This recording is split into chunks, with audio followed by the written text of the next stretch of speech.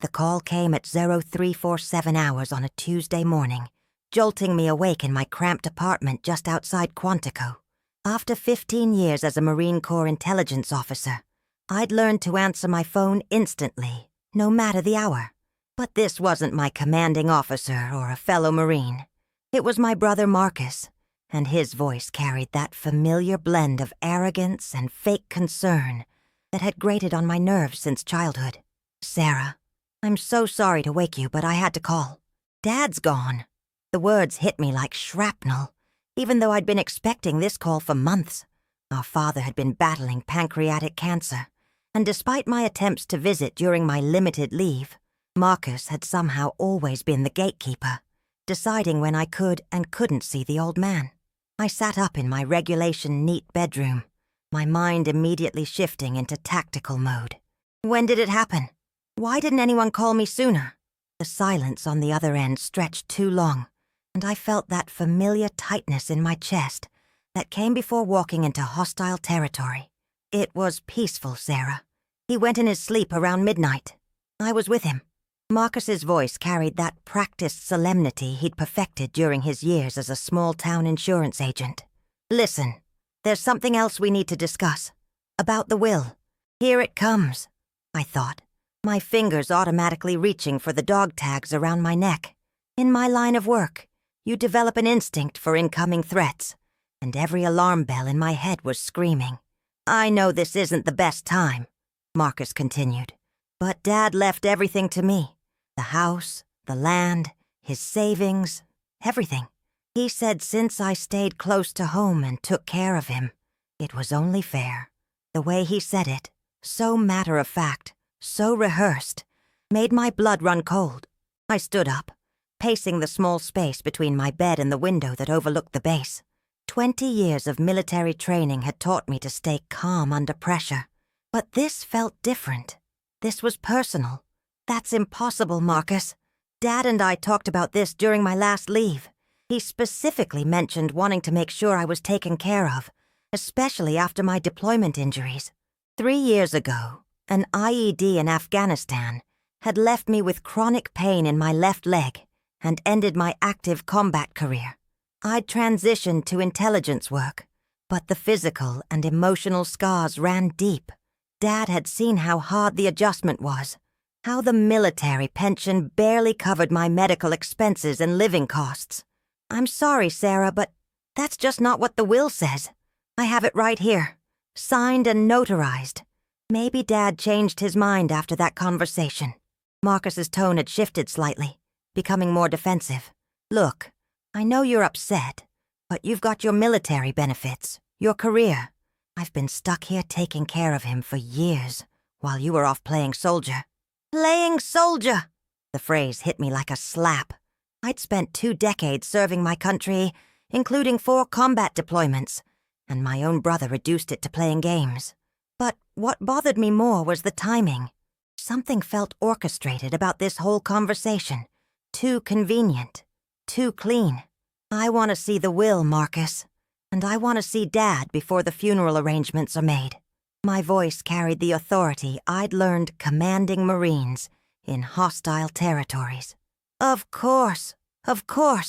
But Sarah, you should know. I've already started the probate process. The lawyer said it was better to get things moving quickly. You know, for tax purposes.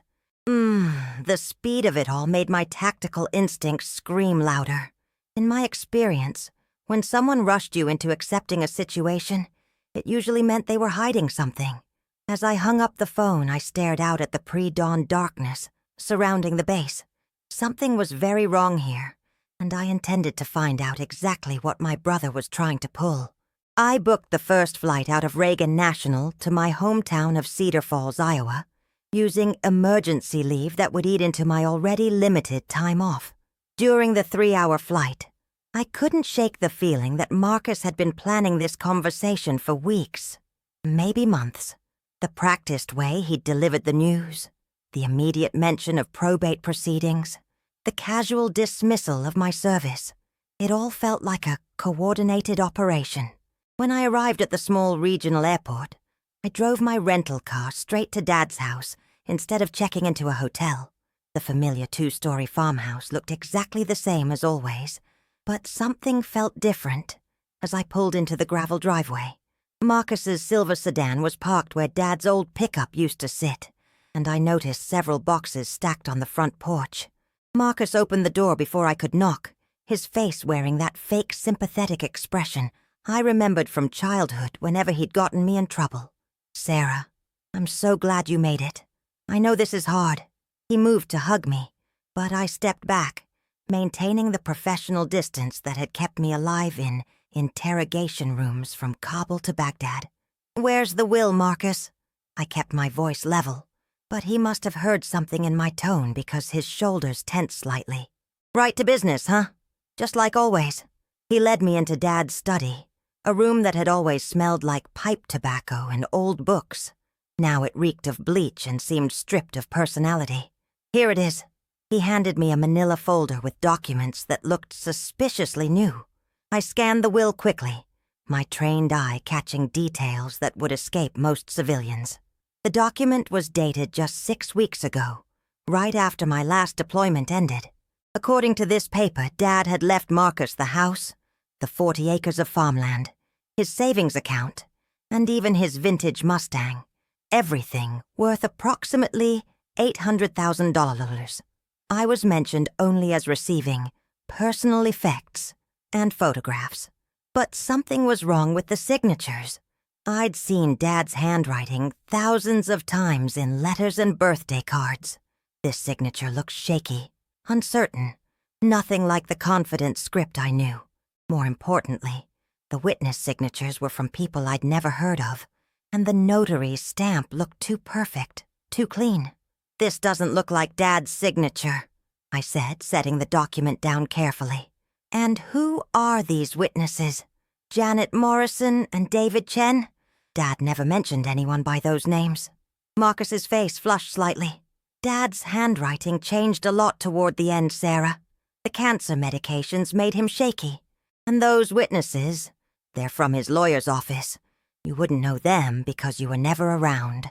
The accusation stung, but I'd learned not to let emotions cloud my judgment during investigations. "I want to speak with the lawyer, and I want to see Dad's medical records from the last few months." I pulled out my phone to take pictures of the will, but Marcus quickly moved to block me. "That's not necessary, Sarah. Everything's been handled properly." The lawyer said the will is ironclad. His voice carried an edge of panic now. "Look, I know you're upset, but fighting this will just cost both of us money in legal fees. Dad made his choice." I stood up slowly, letting my full height and military bearing send a clear message. "Marcus, in my line of work, I've learned to recognize when someone's lying to me, and right now, every instinct I have is telling me that you're not being honest about something." I moved toward the door, then turned back. "I'm going to find out exactly what happened here, and if you've done anything illegal, I will make sure you face the consequences." As I walked back to my rental car, I could feel Marcus watching me from the window. The stakes were clear now. This wasn't just about money or property. This was about justice for a man who'd raised us both, and I wasn't about to let my brother steal what rightfully belonged to our father's memory. The real investigation was about to begin. The next morning, I found myself in an unexpected situation that would change everything. Dad's longtime neighbor, Mrs. Eleanor Hartwell, called my hotel room at 0600 hours with information that made my blood run cold. She'd been watching Marcus load boxes into a storage unit across town and thought I should know that he'd been doing this for weeks, even before Dad passed away. "Your father was asking for you constantly those last few days," Mrs. Hartwell said, her voice shaky with age and emotion. "Marcus kept telling him you were too busy with military duties to visit, but Harold kept saying he needed to tell you something important about some papers he had hidden." I drove immediately to the Hartwell farm, where the elderly woman invited me in for coffee, and what turned out to be the most crucial conversation of my life.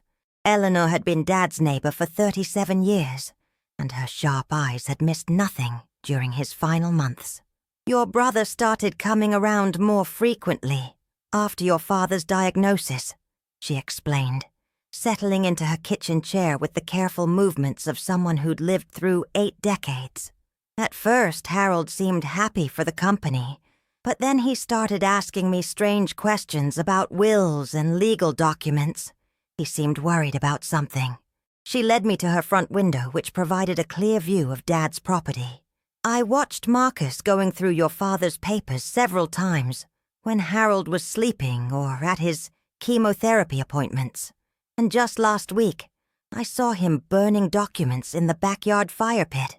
The tactical part of my mind immediately began cataloging this intelligence. Marcus had been conducting what amounted to a covert operation against our dying father, and I'd been thousands of miles away, unable to protect him. The guilt hit me harder than any enemy fire I'd faced overseas. Mrs. Hartwell wasn't finished.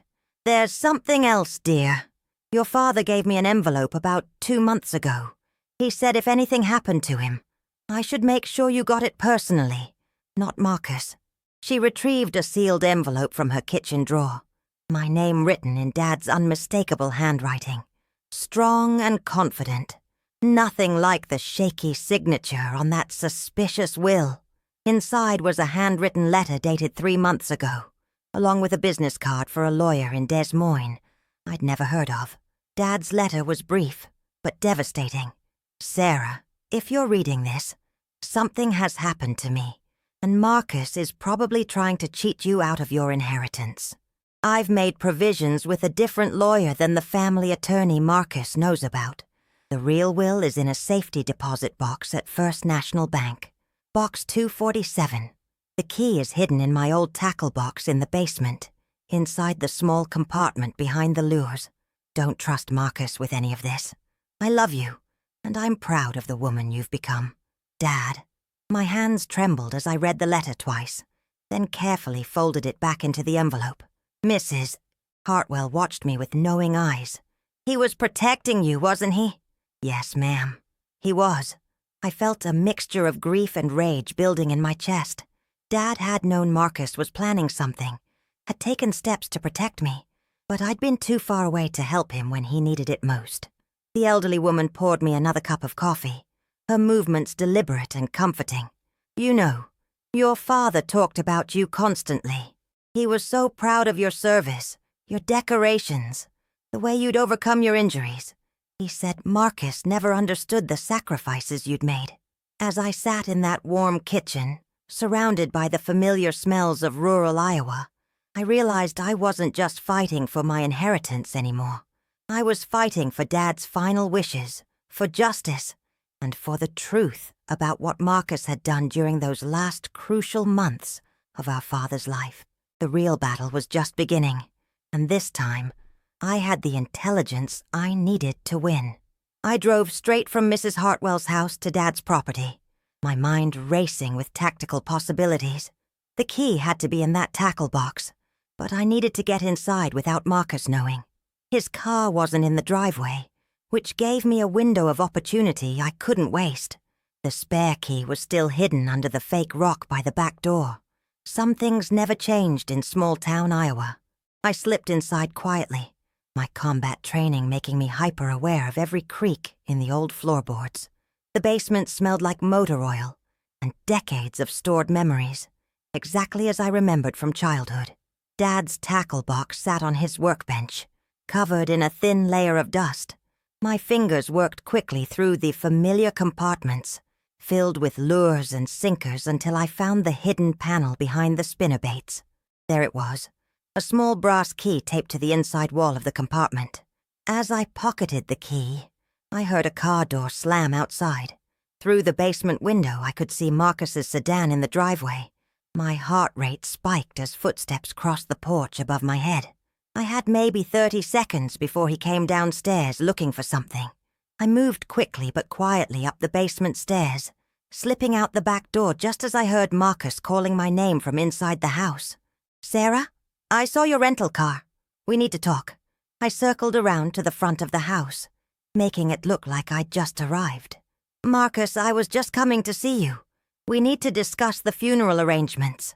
His face was flushed, and I noticed his hands shaking slightly as he lit a cigarette, a habit he'd supposedly quit years ago. "Where have you been this morning?" "I called your hotel." "Getting coffee and thinking about Dad." I kept my expression neutral, but internally I was cataloging his nervous behaviors. In interrogation training, we'd learned that deception created specific stress responses. Marcus was exhibiting all of them. "Look, Sarah, I've been thinking about our conversation yesterday. Maybe we can work something out. You know, split some of the smaller assets. Make sure you get a fair share." His attempt at generosity felt calculated, desperate even. This was interesting. Something had spooked him into trying to negotiate, which meant he knew his position wasn't as solid as he'd claimed.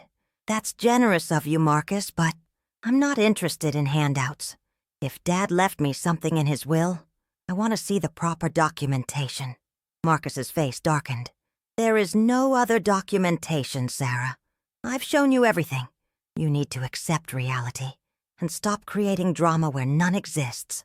But I could see the lie in his eyes, the same tell he'd had as a kid when he'd broken something and tried to blame me. "I'm going to the bank this afternoon to close out Dad's accounts with you. As his executor, you'll need my signature on some of the paperwork anyway, right?" The color drained from Marcus's face so quickly, I thought he might faint. "That's not necessary. I can handle all the banking myself. You don't need to worry about those details." Now I knew I had him. His panic confirmed everything Mrs. Hartwell had told me, everything Dad's letter had warned me about. Marcus wasn't just hiding assets. He was terrified of me going to the bank for a very specific reason. "I insist, Marcus. It's the least I can do to help with Dad's final affairs." I smiled with the same cold professionalism I'd used with enemy combatants who thought they could lie to me. "I'll meet you at First National at 2 p.m. Don't be late." As I drove away, I could see Marcus in my rearview mirror, frantically making phone calls. Whatever he'd been planning was falling apart, and he knew it. But I had the feeling the real confrontation was still coming, and when it did, I intended to be ready for whatever my brother had been hiding. At 1:45 p.m., I sat in my rental car outside First National Bank, watching Marcus pace nervously by the entrance. He'd arrived early, which surprised me. Punctuality had never been his strong suit. But what really caught my attention was the way he kept checking his phone and glancing around like he was expecting someone else to show up. I walked toward the bank entrance, the brass key from Dad's tackle box burning like a coal in my pocket. Marcus intercepted me before I could reach the door, his face pale and sweaty despite the cool October afternoon. "Sarah, I've been thinking. Maybe we should postpone this banking business for a few days. Give us both time to grieve properly before we deal with financial matters." His voice carried a pleading tone I'd never heard before. "No, Marcus. We're doing this now." I moved past him toward the door, but he grabbed my arm with surprising force. "You don't understand. There are complications with Dad's accounts, legal issues that need to be sorted out first." His grip tightened, and for a moment, I saw something desperate and dangerous flash in his eyes. I looked down at his hand on my arm, then back at his face, with the cold stare that had made enemy prisoners reconsider their life choices. "Let go of me. Now." He released my arm immediately, but stepped closer, lowering his voice to an urgent whisper. "Sarah, please. If you go in there asking questions, you're going to ruin everything. Not just for me, but for both of us. There are things about Dad's finances that you don't know. Things that could get us both in serious legal trouble." This was a new tactic, trying to implicate me in whatever scheme he'd been running. In my intelligence work, I'd seen this deflection strategy countless times. When cornered, criminals always tried to spread the blame. "What kind of legal trouble, Marcus?" I kept my voice level, but my mind was racing through possibilities. Dad had some irregularities in his tax filings, business dealings that weren't completely above board. If the IRS gets involved, they could freeze all his assets, including anything he might have left to you.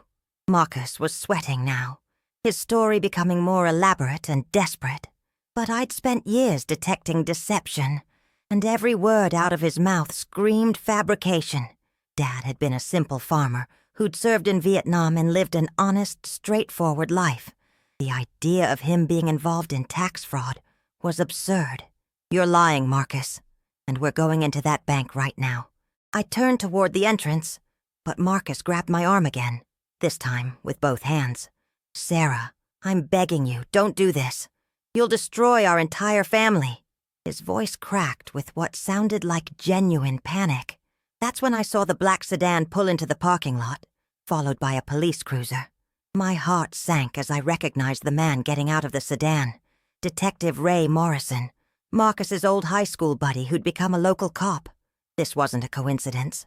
Marcus stepped back, his expression shifting from panic to something that looked almost like relief. "I'm sorry, Sarah. I really didn't want it to come to this." Detective Morrison approached us with the swagger of a small-town cop who thought he was important. "Sarah Mitchell, I need to speak with you about some irregularities in your father's estate. There have been allegations of document tampering and attempted fraud." The world seemed to tilt sideways. Marcus had somehow turned this around, made me look like the criminal. In the span of 30 seconds, my brother had destroyed any chance I had of accessing that safety deposit box or proving Dad's real will existed. "You son of a bitch," I whispered, staring at Marcus as the full scope of his betrayal became clear. He wouldn't meet my eyes. "I tried to warn you, Sarah. I tried to make this easy." As Detective Morrison began reading me my rights, I realized I'd underestimated my brother completely.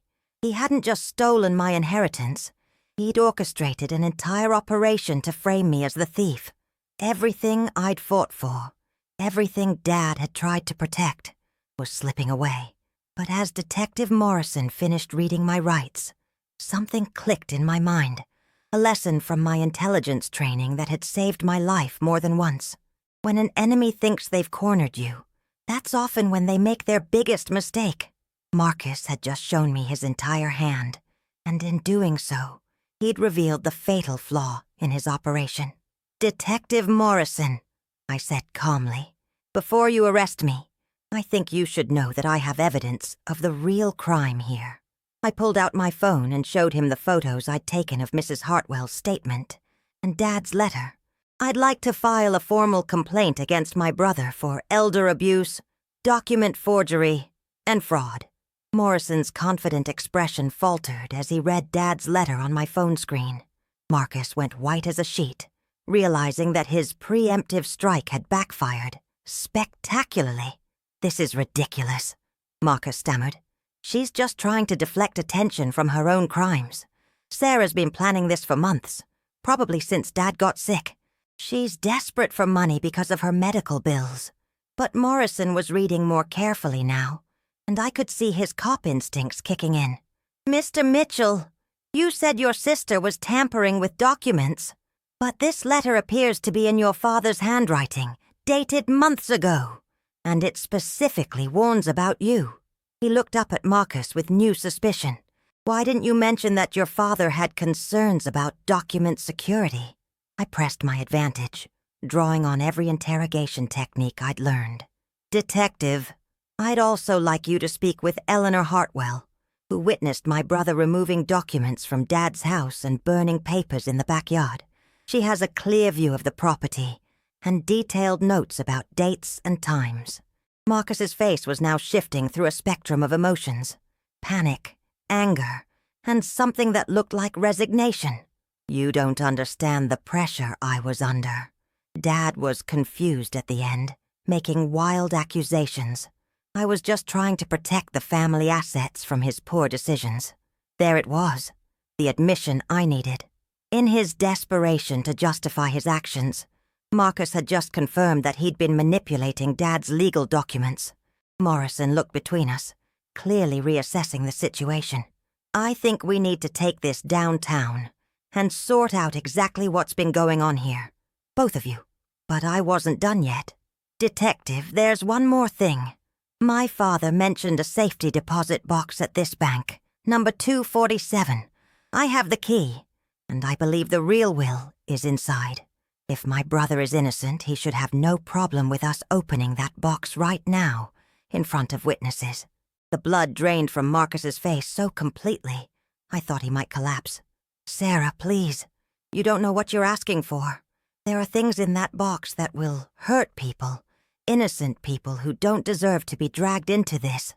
His desperation was palpable now, and I realized he was no longer just protecting his theft.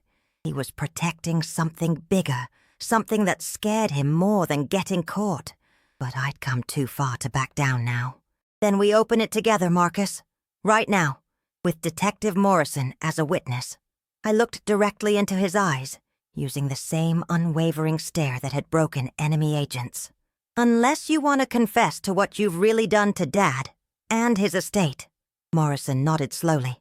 That sounds like a reasonable way to resolve this. Mr. Mitchell, do you have any objection to opening your father's safety deposit box? Marcus stared at the ground for a long moment, his shoulders sagging in defeat. When he looked up, I saw something I'd never seen in my brother's eyes before. Genuine fear. Fine, he whispered. But Sarah, when you see what's in there, remember that I was trying to protect you from all of this. As we walked toward the bank entrance, I felt the familiar pre-combat tension building in my chest. Whatever was in that safety deposit box was about to change everything. And I had the feeling that my brother's crimes were just the beginning of a much larger truth. The bank manager, Mrs. Patricia Chen, escorted us to the safety deposit box vault with the careful professionalism of someone who'd clearly dealt with family disputes before. Detective Morrison followed closely, his hand resting casually on his radio, a reminder that this situation could escalate quickly. As Mrs. Chen inserted her master key alongside Dad's key, in box 247, I watched Marcus from my peripheral vision. His breathing was shallow, his hands clenched into fists, and sweat beaded on his forehead, despite the bank's air conditioning. Every instinct I developed in hostile interrogations told me he was preparing for something desperate. The metal box slid out smoothly, heavier than I'd expected. Mrs. Chen placed it on the small table in the private viewing room, then stepped back with Detective Morrison to give us space, while maintaining visual contact through the glass partition. I lifted the lid and immediately understood why Marcus had been so terrified. Inside was a manila envelope containing what was clearly Dad's real will. Thick, official-looking documents with multiple witness signatures and a notary seal that looked genuine, unlike the forgery Marcus had shown me. But underneath the will were bank statements, financial records, and correspondence that painted a picture I'd never imagined. Dad hadn't just been a simple farmer. Over the years, he'd quietly built a substantial investment portfolio, worth nearly $2 million, far more than the $800,000 Marcus had claimed. But more shocking were the medical bills and insurance documents showing that Marcus had been systematically stealing from Dad's accounts for over 2 years, forging signatures on checks and transferring money to cover his own gambling debts. Jesus Christ, Marcus, I whispered, holding up bank statements showing withdrawals of $50,000, $75,000, sometimes more, all with Marcus's forged signatures. You weren't taking care of Dad. You were robbing him blind. Marcus lunged forward, trying to grab the documents from my hands. You don't understand the pressure I was under. I owed people money, dangerous people. I was going to pay it all back after Dad died, I swear. I sidestepped his clumsy attack easily, my combat reflexes taking over. In one smooth motion, I pinned his arm behind his back and forced him against the wall, using a restraint technique that had served me well in Afghanistan. Detective Morrison, I called out calmly. Morrison burst through the door, his weapon drawn but pointed safely downward. What's happening here? My brother just attempted to destroy evidence, I said, maintaining my hold on Marcus while nodding toward the scattered documents on the table. And I think you'll find those bank records show systematic elder abuse and theft, totaling well over $400,000. As Morrison began examining the documents, Marcus sagged in my grip, all the fight going out of him. Sarah, please. Those people I owe money to. They'll kill me if they don't get paid. I was desperate. Dad was dying anyway, and I thought, "You thought you could steal his life savings and frame me for it." I released him and stepped back, my voice carrying the cold authority I'd used with enemy prisoners. "You let our father die thinking I was too busy to visit him, when you were the one keeping me away so you could continue stealing from him." The real will confirmed everything Dad's letter had promised. He'd left me the house, the land, and the majority of his investments, with a smaller but still substantial inheritance for Marcus, contingent on his sobriety and staying out of legal trouble. There was even a provision for Marcus's gambling addiction, setting aside funds for treatment. "He was trying to help you, even at the end," I said, showing Marcus the relevant section of the will. "Dad knew about your problems, and he still wanted to take care of you. But you were so consumed with stealing from him that you never gave him the chance." Detective Morrison was already on his radio, calling for backup and requesting a financial crimes investigator. Marcus sat slumped in the corner chair, crying like the broken man he'd become. As I watched my brother being read his rights for real this time, I felt a complex mixture of justice, grief, and relief. Dad's final wishes would be honored, his real legacy preserved, and Marcus would finally face consequences for what he'd done. The battle was over, and for the first time in months, I could breathe freely. 6 months later, I stood in Dad's renovated kitchen, watching the sunrise paint the Iowa farmland in shades of gold and amber.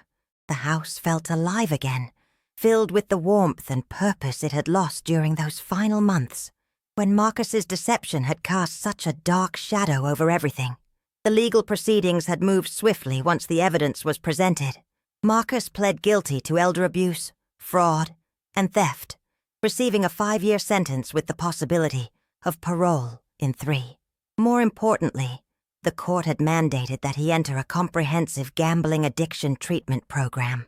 As angry as I remained about his betrayal, I couldn't forget Dad's final act of compassion in that will, his belief that Marcus could still be saved from himself.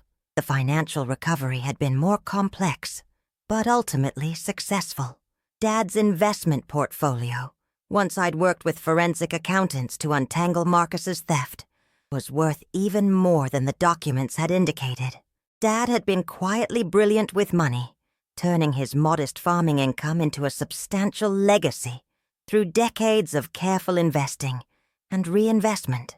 I'd made the decision to retire from active military service, using my intelligence background to start a private investigation firm specializing in elder abuse cases. The irony wasn't lost on me. My brother's crimes had inadvertently shown me a new mission, a way to protect vulnerable seniors from the kind of exploitation Dad had suffered. Mrs. Hartwell had become my first unofficial partner, her sharp eyes and neighborhood connections proving invaluable in identifying at-risk situations. The farmhouse had become my base of operations, its quiet rooms converted into offices while maintaining the warmth and character Dad had loved. I'd kept his study exactly as he'd left it, pipe tobacco scent and all, creating a space where I could feel his presence during difficult cases. My relationship with Marcus remained complicated. I visited him twice during his first year in prison, not out of forgiveness, but from a sense of duty to the family Dad had tried to hold together. He was getting help for his addiction and seemed genuinely remorseful, but trust would take years to rebuild, if it ever could be. The most unexpected gift had been discovering Dad's letters, dozens of them, hidden in that safety deposit box, written during his final months but never sent. Letters telling me how proud he was of my service, how much he'd worried about my injuries, how he'd watched me overcome every challenge with the same determination he'd seen in me as a stubborn little girl who'd refused to let her older brother intimidate her. Reading those letters, I'd finally understood that Dad's greatest legacy wasn't the money or the property. It was the strength he'd taught me to stand up for what was right, even when it meant standing alone against family. As I sipped my morning coffee and planned my day, I reflected on how this experience had changed everything I thought I knew about justice family, and the battles worth fighting. Sometimes the most important victories happen not on foreign battlefields, but in small-town banks and family living rooms, where the stakes are just as high and the courage required just as real. The investigation skills that had served me in military intelligence had proven just as valuable in protecting Dad's memory and securing justice for his final wishes. Every case I took now carried forward his legacy of standing up for those who couldn't protect themselves. If this story resonates with you, if you faced your own family battles or fought for justice when the odds seemed impossible, I'd love to hear about it. Stories like these need to be shared because they remind us that ordinary people can do extraordinary things when they refuse to back down from what's right. Consider subscribing to hear more stories of real people overcoming real challenges. And remember, sometimes the greatest victories come from the battles we never expected to fight.